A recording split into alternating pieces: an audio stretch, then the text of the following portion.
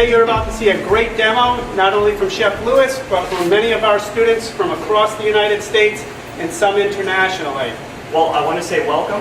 I'm Chef Branden Lewis, as was mentioned. I teach a lot of the culinary labs here at Johnson & Wales, especially at the freshman level and then again at the junior and senior level. When you think about Thai food, think about all the dishes that you've had. Pad Thai. Well, Pad Thai is a good one. Pad Thai is a good one because in the U.S. we often serve it with peanut sauce, but in Thailand a lot of times it's with a sweet and sour tamarind sauce, like what we're going to make today. This is our fish. We have a really nice Acadian redfish caught in New England water, so we try to stay local when we can here. Think about your stoves at home. If you have a gas stove, the gas stove puts out about 8,000, maybe if you have a power burner, 16,000 BTUs of gas firepower. Our stoves here at Johnson & Wales, they put out 40,000 BTUs. Okay? But guess what? This wok station, it puts out 200,000 BTUs. It's kind of like the Batmobile. I just wish I could ride this thing down the street. But instead I get to ride it in the kitchen, and we get to cook with it. So we have some firepower here. We work with the best equipment, don't we guys? We're going to perfume the oil with these aromatics. And then we're going to fry the fish in that flavored oil. So we're actually building this stronger oil, this fortified oil, with flavor before we actually use it for the main component. And so garlic goes in, you're going to almost immediately smell this. Now, what's our next ingredient?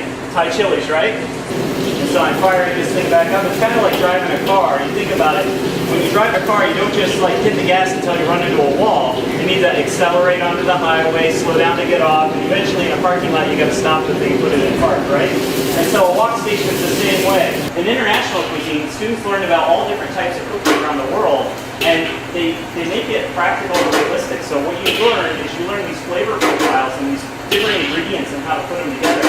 And so we're going to take this fish, I'm going to open him up, and I'm going to set him down in such a way that he is swimming in the oil. But as you can see that we're frying the fish and we're basting it in the hot oil.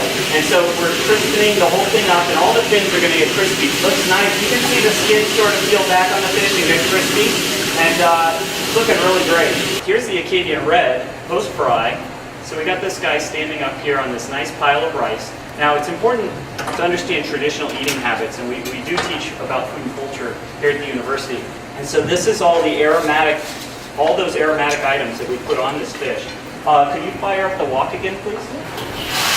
All right, one thing about the demo, we kind of put the sauce ingredients together. So does anyone know what the name of this dish is in Thai? Pla Rad Prik. So everyone say it. Pla Rad Prik. What'd you call me? I'm just joking with you. And so we're just going to take the sauce, and when you guys do this yourselves, you're going to pour the sauce over the top.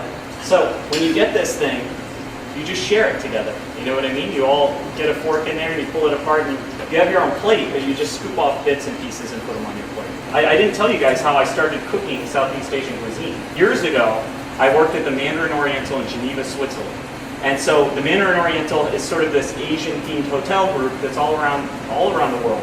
And most of my coworkers in the kitchen were French, and I was the only American there. By default, because I was American, I was qualified to cook Thai food. Are you guys ready to cook?